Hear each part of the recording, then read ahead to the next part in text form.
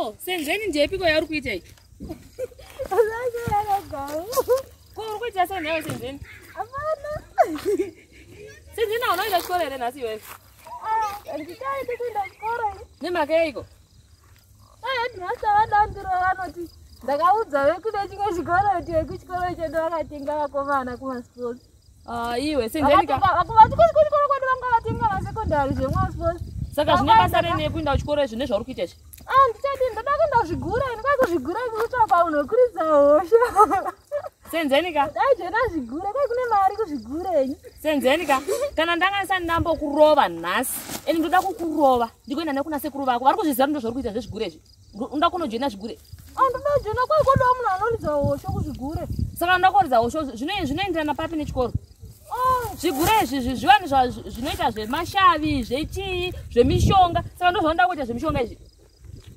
Kwai kune mari kwai kunotsvakwa munhu wekuridza hosho kuzvigurenyu. Senzeni izvezvi so ndakutora pabheki vako kuna sekuru vako kunovaratidza kuti uyai muone zvakaita senzeni ndoda kutsvaka munhu akutore picture ndigovaratidza kuti honai panga paine senzeni zvanga achiita ende abva kumba akapfeka uniform akasvika akakurira kuti kwai ndoda kuita zvigure. Kwai ndakangohawo kwai kuzvigure kune mari ini kwai kana ukaenda unoridza hosho kuzvigure kwai ndoenda akapfeka uniform yacho. Alright, enda kuzvigure. Handikaindi musavaudza sekuru saka ndoenda kuchikoro kwacho. Unoenda kuchikoro wakadai nezvise zvigure izvozvi? Ndochinja. Unoda kuvhundutsira vana vanhu vatadzi kudzidza kuti kwai senzeni nawe ari chigure. Uniform ndandaisa kumunhu. Saka unopfeka uniform woenda kana kuti unoenda kuchikoro wakadai? Ndopfeka uniform. Senzeni ka? Zvimwe uto uchitamba. Kuzvigure kune mari acho. Mari yekuzvigure yekuita seiko nhai senzeni pane kuenda kuchikoro? Imari yaunombodai kuzvigure? Ndikupuwa mari kwai kunotsvakwa munhu anoridza hosho. Ndati imari yekuzvigure yauri kuda. Imari? Handizivi asi kwai inokwana mazepi. Handi unotora mari yemazepi uende kuchikoro. Handi.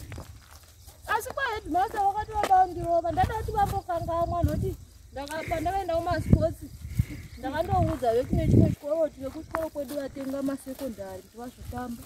Iwe unofunga kuti mhosva inorova vanokanga machirudzwa here? Mhosva imborovi musi vanongokuona nongokuziva kuti senzeni wakataura kuti zvakati iwe unochimboidzire musikanzwa pachikoro unochimbotaurire zvanhu zvausingazivi sei zviri kuita zvinhu zvezvigure zvausingambozivi kuti zvinotangira papi zvichizoperera papi unoziva kuti zvozopera zvadii kana wajoina zvikuru. Senzeni enda kuchikoro ene ndaichida kutombokurova chaiko chaiko. Senzeni